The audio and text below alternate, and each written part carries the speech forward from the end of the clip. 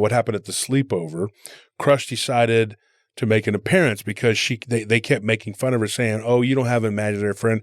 If it's imaginary, you don't have a real friend. It's imaginary. If it's not imaginary, make it do something." So finally, she said, "I wasn't at the point where I was playing with toys. They were all put away in the closet. I didn't play with them anymore." She's like, "But it started throwing my old toys out of the closet. It was flinging them out of the closet."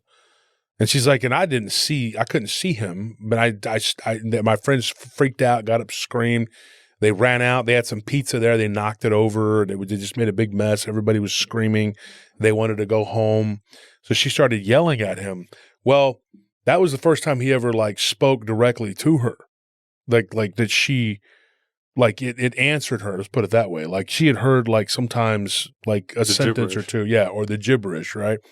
Or the time when she said that there was a long period from the time when she said that it said, pick the pink one, when she was first getting this, what I think is an attachment, to the time where it actually started to communicate with her for real. Like it would talk, but not much. So this thing described itself to her. And what it said was that its world was not like our world, and that it had been something else, but it was crushed and turned into a ball of energy.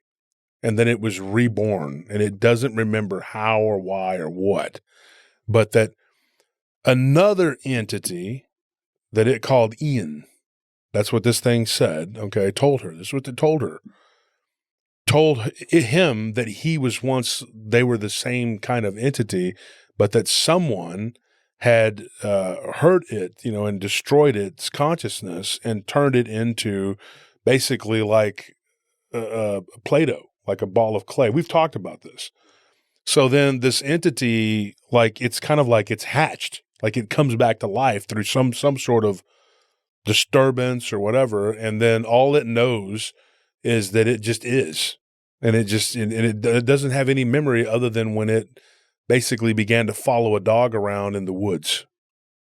That's all he knew. But it said that they had a friend that was bouncing around in the woods with him, and they looked like balls of light. This is what the thing told her, right? Up to this point, she had no interest in ghosts or monsters or anything. But one of the forms that this thing could take was of this wolf-like creature.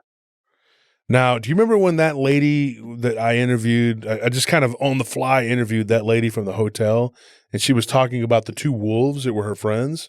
Yeah. This is something we've heard before, guys, where somebody will say that they have a wolf-like pet or